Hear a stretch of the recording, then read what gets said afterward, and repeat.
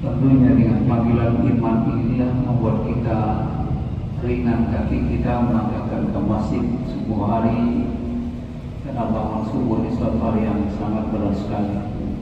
Karena itu di Masjid Al-Allah ini kita akan isi pengajian setiap subuh Sabtu dengan agenda 4 orang guru yang memberikan pengajian setiap subuh ini. Minggu depan kalau tidak salah Bapak Doktor Sahrudin, berikutnya adalah Bapak Doktor Firman Harun, kemudian Ustaz Abdul Latif. Pagi hari ini moto kita adalah menyampaikan sebuah hadis Rasulullah Sallallahu Alaihi Wasallam. Maka Rasulullah Sallallahu Alaihi Wasallam kita bermain salasun. Bila mana kita meninggal nanti, yang mengikut kita itu cuma 3. Wa awwalun yang pertama maluhu, yang pertama ikut kita meninggal itu harta. Yang kedua wa ahluhu, yang ikut kita mati nanti keluarga. Yang ketiga wa amaluhu adalah amal ibadah. Kata Rasulullah sallallahu alaihi wasallam, wa isnani yarji'an, yang 2 itu balik.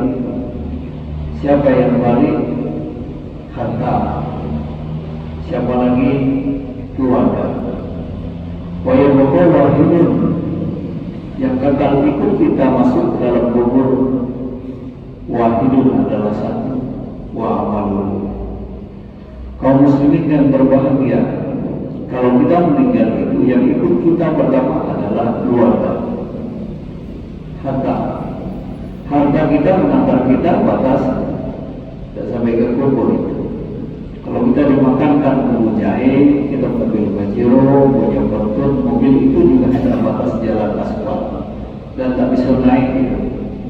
Jadi ketahuilah sesungguhnya yang kita bawa nanti tidak satu pun harta yang bisa kita bawa. Dosakan mobil, selama baju pun tidak bisa kita bawa. Hanya kita bawa adalah kain putih. Jadi berapa dulu harta itu balik. Setelah kita diantar, setelah kita dimakamkan, kadang-kadang belum kita dimakam, mobil kita sudah dibawa pulang duluan. Yang kedua wa ahluhu, keluarga. Keluarga kita hanya antar batas pintu kubur.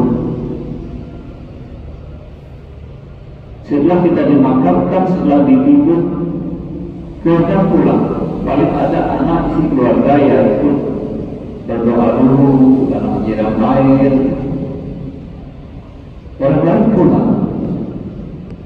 Sesayang apapun keluarga yang kita tidak akan bisa ikut bersama kita. Sayang dengan anak, sangat cucu istri, hanya batas pintu kubur.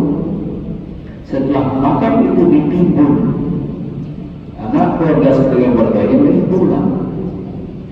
Walau berkurang hidup, yang kekal ikut di kubur itu adalah 1 amal ibadah kita. Tidak ada yang kita bawa.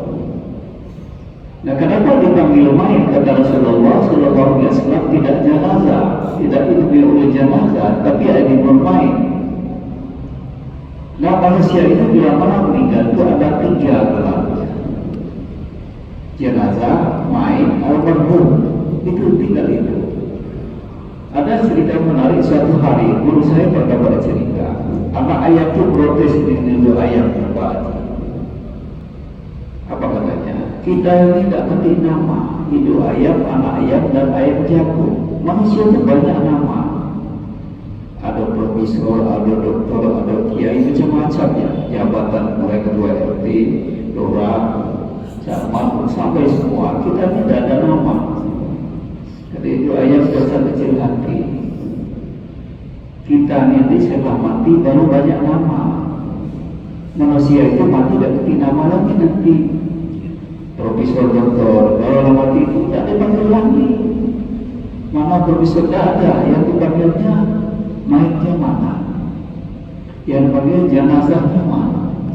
Para pejabat, jabatan tidak dipanggil lagi. Sebagai lainnya dipanggil tidak ada yang panggil hanya jenazahnya. mayatnya. Kalau kita begitu ayam berarti namanya banyak, ayam geprek, ayam bakar, ayam makan, ayam mulai, jadi ada saya kecilkan itu ayam, itu cerita saya. Apapun yang kita miliki tidak akan disebut lagi pada saat kita meninggal. Jabatan tak disebut, nama tak disebut. Jadi harta itu pulang, keluarga pulang, waya berkolah hidup yang kekal tadi adalah satu yang ikut bersama kita. Kaum muslimin yang mulia Allah Subhanahu wa Ta'ala, dalam 3 langkah kaki kita meninggalkan makam itu, maka almarhum di dalam kubur sudah diminta pertanggungjawaban dalam hidup. Selama kamu hidup menggunakan apa? Umurmu. Kamu terima harta itu dari mana sumbernya? Itu akan dipertanggungjawabkan. Setelah dapat harta kamu menggunakan itu akan dipertanggungjawabkan. Yang kedua ilmu yang kamu miliki bermanfaat atau tidak? Kamu gunakan kemana? Akan mengajar orang atau tidak? Jadi 3 langkah kaki keluarga kita meninggalkan kubur itu sudah datang minta dipertanggungjawabkan semua apa yang kita miliki. Itu akan yang menjawab siapa amal ibadah kita. Al-yawma nahtimu ala ihim wa tukallimuna aydihim wa tas'alu arjuluhum bima kanu yaksibun. Pada hari itu ditutup semua, mulut tak bisa ngomong, semua tak bisa ngomong. Yang bisa menjawab adalah amal ibadah kita, tidak bisa dibohong. Wa tas'alu arjuluhum bima kanu yaksibun. Kaki kita itu bersaksi, tak bisa kita bohong. Kata kaki aku melaksanakan, aku yang pergi ke masjid, aku yang pergi. Kemarin pergi pengajian, aku yang pergi. Tapi melakukan maksiat juga aku yang berangkat. Kaki itu semua bergerak kemana-mana, dan kaki itu tidak asal bisa akan memberi kesaksian semua apa yang mereka buat. Wa tashalu arjuluhum bima kanu yaksibun. Kaki kita itu akan memberi saksi, dia yang berjalan. Nah, kita sudah ditutup, kita tidak bisa bersuara, kecuali yang menjawab itu adalah amal ibadah kita. Saya ingin bercerita proses dalam kehidupan kita ini beberapa fase. Pertama, kita di dalam kandungan ibu kita itu berapa? Berapa lama? Tidak sama. Ada yang dikandung oleh ibu kita 9 bulan, ada yang 8 bulan, ada yang 7 bulan, malah ada yang 10 bulan. Itu fase pertama. Fase kedua, kita dilahirkan oleh ibu kita, ya kita berada di dunia. Dunia ini juga tidak sama. Ada yang umur 40 sudah dipanggil oleh Allah, ada yang 60 dipanggil oleh Allah, ada yang 70 dipanggil oleh Allah Subhanahu wa Ta'ala. Sekarang kita berada di dalam kubur yang paling lama itu di dalam kubur menjelang hari kiamat. Imam Nawawi itu umur 43 tahun. Sekarang berada di dalam kubur itu sudah 1.200 tahun. Imam Syafi'i umurnya 53 tahun. Sudah berada di dalam kubur lebih kurang 2.800 tahun. Jadi kita yang paling lama itu di dalam kubur.